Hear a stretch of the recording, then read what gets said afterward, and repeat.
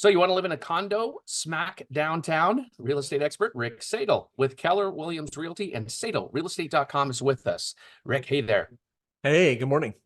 You know, our friends at the Portland Business Journal recently did an article on how Portland is actually behind Seattle and LA when it comes to turning, empty office space into residential units.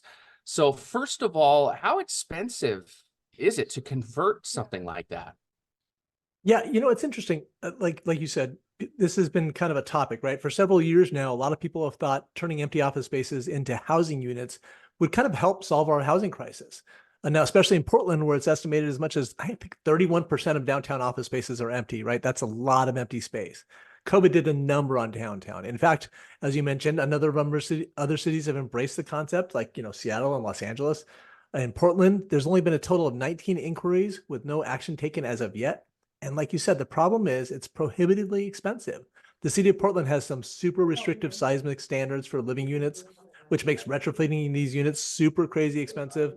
The city has made some concessions and offering a break on systems development charges and also relaxing some of the seismic standards. But apparently it's not enough just yet to get developers to bite. So it does seem like they're working on it, but it's still too expensive. We have some of that space here in my building. I work downtown, and we can just imagine how expensive it would be to renovate and turn it into individual units with plumbing and electrical and everything else.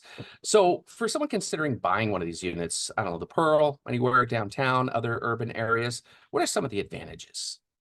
Well, I mean, I do know, and I have some friends that like it. I know a lot of people enjoy being close to city life, right? If you don't own a car, it makes it easy to walk to restaurants and bars. Mass transit is pretty accessible down there. Some of these units have amazing views, right, of the river and the mountains and those things. Not to mention the amenities like having secured access or maybe a gym or a swimming pool. Also, plus prices right now, like they're more affordable than they have been in a while. For some people, it'll just make sense. Yeah, and then there's some downsides, of course. Might cost a little more in what areas? Maybe parking?